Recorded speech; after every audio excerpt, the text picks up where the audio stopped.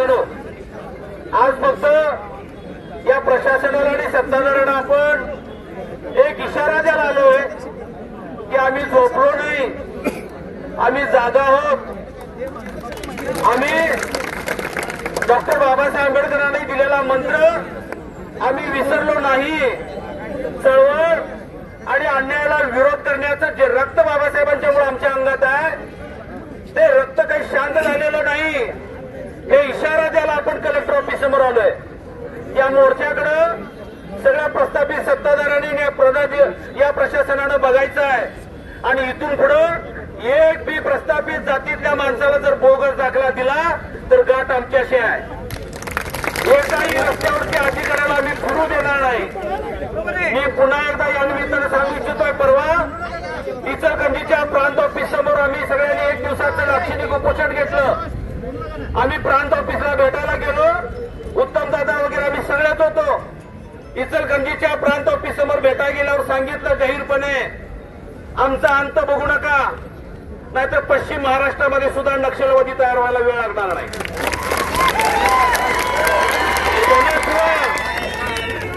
निवळ मराठ विदर्भामध्येच नाही, ही नक्षलवादी काय करायलेत, प्रशासनाच्या विरोधात, सत्ताधाऱ्यांच्या विरोधात त्या ठिकाणी नक्षलवादी तयार झालंय.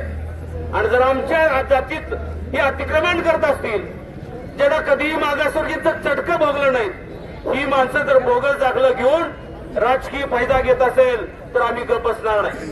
हे सांगायला आम्ही या ठिकाणी आलो. तुम्ही या जिल्ह्यामध्ये इचलकरंजीतला मग आमचे स्वामी असतील, चंदूरचा महेश पाटील असेल किंवा गडिंग्लजचा नगराध्यक्ष तुर्बटमठ असेल, ही कुणाचे आहेत? ही महायुतीचे कार्यकर्ते आहेत, सत्ताधारींचे कार्यकर्ते आहेत, ज्यांची सत्ता राज्यात आणि केंद्रात आहेत. तीच माणसं बोगस दाखले घेऊन आपल्यामध्ये शिरायला लागलेली आहेत. मग तुम्हाला एवढीच मागासवर्गीची हौस असं व्हायची तर मग करा रोटीपोटीचा व्यवहार. आमच्यात पोर आहेत, तुमच्यात मुली आहेत, तुमच्यातली मुली आमच्यात, आमच्यातल्या तुमच्यात करून घ्या. पण निवड तुम्हाला राजकीय आरक्षण पाहिजे आणि आमचा मंदिरात प्रवेश नको, मग आमच्या गल्लीत यायला नको, आमची वाईट वाटते, आमचं दोन्ही सगळं वाईट वाटते त्यांना.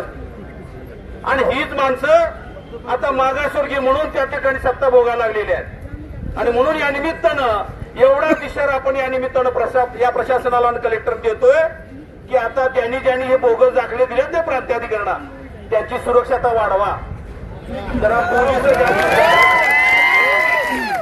त्यांची सुरक्षा वाढवली पाहिजे. उत्तम दादा लई राग आलाय, काजी काळ तोंडाला फाशी, आता आम्हाला आमच्या हातात राहिलं नाही.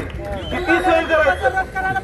ही माणसं काय झालेली आहेत, सत्ताधारी काय करायला लागलेत, ही सगळे आपल्या आपल्या नादात लागलेत. उत्तम दादा महाराजांचं नेतृत्व करतोय, आवळे मांगांचं नेतृत्व करतोय. त्यांना एक येऊ द्यायचंच नाही म्हणून गुमान या सगळ्या प्रस्थापित जाती आपल्या शिरायला लागलेल्या आहेत. आता आपल्यात फूट फुटून चालणार नाही. सगळ्यांनी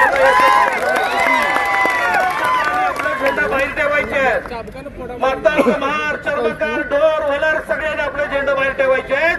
एससीतले 59 जाती आता एका झेंड्याखाली यायचा आहे, तो म्हणजे निळा झेंडा.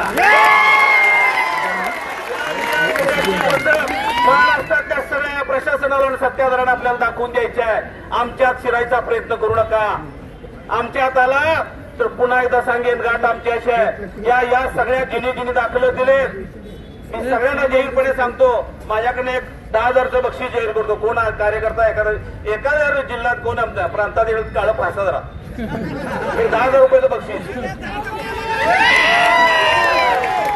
लगेच अशी लाभ तसं काही करू नका. म्हणजे हा राग आहे. आम्ही या सगळ्या प्रशासनाला आता ढिल्ल सोडणार नाही. या प्रशासनाला कळतंय, अरे एक माणूस 2 वर्षापाठी मग ओबीसी दाखला घेतला, ते नंतर जनरल दाखला घेतला, नंतर मागासवर्गीय आला आणि आता जिल्हा परिषद सदस्य झाला. मग प्रत्येक वेळी तुमच्या आमच्या जातीची लाभ घ्यायला तुम्ही या ठिकाणी येताय, अधिकारी पैसे घेतात आणि या सत्ताधाऱ्यांच्या हातात कटमुक्ती म्हणून काम करायला लागलेले आहेत.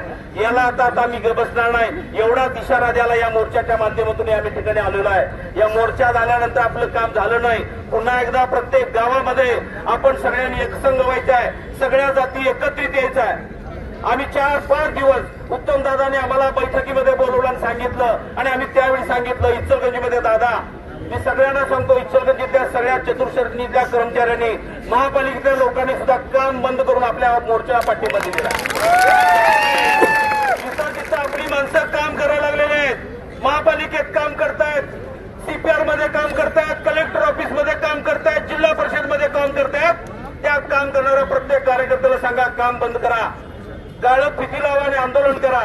आपण जागे आहोत, आपल्या जातीवरती अतिक्रमण व्हायला लागलेलं आहे हे या निमित्तानं आपण सांगायला आलेलो आहे. आणि म्हणून पुन्हा एकदा तुम्हाला सगळ्यांना या ठिकाणी सांगू इच्छितोय, आपण एकसंघपणे कुठलीही जातीचं बॅनर न घेता आपण एससीचे सगळे लाभार्थी या निमित्तानं पुढच्या काळामध्ये सत्ताधारी आणि प्रशासनाच्या विरोधामध्ये आपण संघर्ष चालू ठेवूया आणि या प्रशासनाला जागर करूया की आमच्यामध्ये शिरायचा प्रयत्न केला तर आम्ही आता स्वस्थ बसणार नाही. एवढंच या मोर्चाच्या माध्यमातून आम्ही इशारा देतो आणि मी माझं 2 शब्द संपवतो.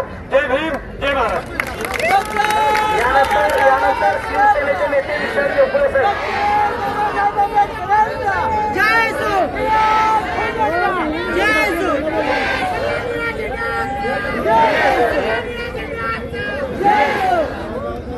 खरं तर हा मोर्चा आपण अतिशय शिस्तबद्ध काढलेला आहे, त्याबद्दल सर्वांचं मी आभार